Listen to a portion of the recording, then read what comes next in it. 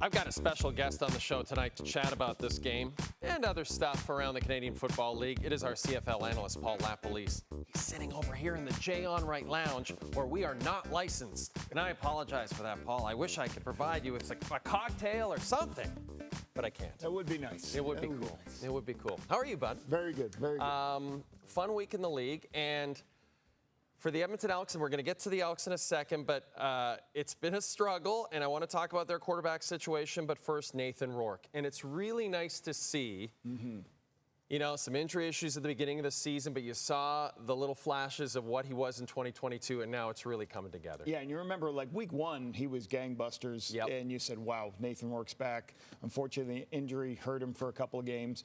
But then last week, there's only been one team that has come back to win. It's 13-1 when the team's winning after three quarters. One team has done it. He did it 2 weeks ago, coming up against Montreal. So he's been spectacular. Tonight, amazing how he has the ability to. I always talk about quarterbacks this. They got to be accurate, number one. Yeah. Number two, they got to process information. A lot of times scouts give you, hey, this guy's got a strong arm. This guy's really athletic. Can they complete passes and can they make decisions quickly? Because you got big D linemen coming at you. He looks as fast as any quarterback in the league right now of making decisions, knowing where to hit his checkdowns.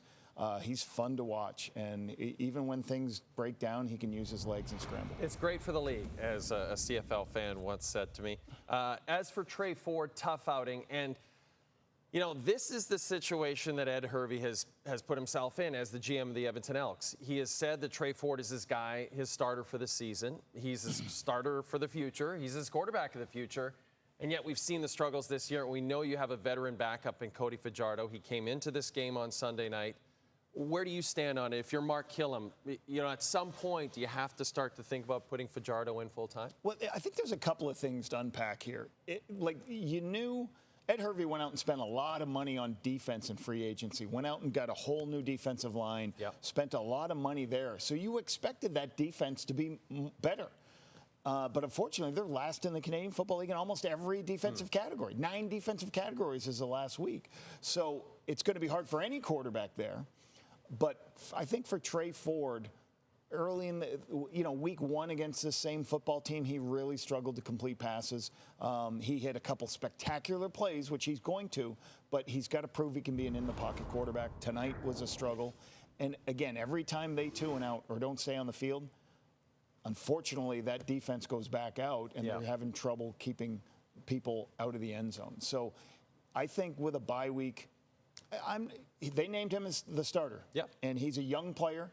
If you name somebody a starter and you believe in him, you got to give him an opportunity. Yep. They do have to sit him down and kind of just really do a self-scout of the plays they've been calling for him and kind of say, are we doing the best things for him? If they are, all right, keep working on it. If they're not, ask him what he's most comfortable with, and they got to find him rhythm. And he is explosive.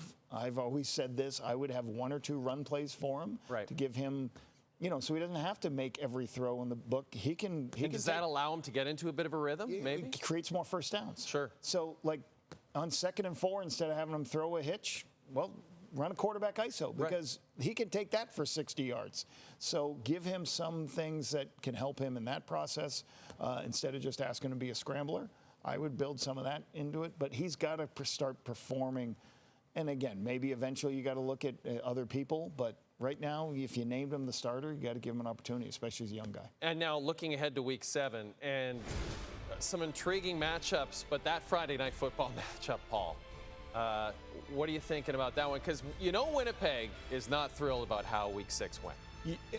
Winnipeg after a bye is always a very good football team. So to see them having a week to prepare for the Stampeders. Now, an interesting thing, sometimes when you have a week to prepare, it may be the first game of the season. No, they're watching their game and the things they did wrong against the Stampeders. They had a whole week to prepare for that. So they're going to have very good information. They're going to be ready to play. They're at their home crowd. That's going to be a great one to watch. Can't wait to see it. And Luke Wilson will be in Winnipeg, so if you're somewhere at Portage and Maine. I'm calling that game, yep. Oh, you're going to be there too? Yeah, oh, unbelievable. You guys will be hanging out right, at in Osborne Village and having a great time. 529, right? There you go, 529 Wellington. You can go for steaks. Hey, are you a tennis fan, my friend? Love it. Okay, well, the top 2 seeds met in the Wimbledon Gentlemen's Final Sunday. It has been a very one-sided rivalry to this point.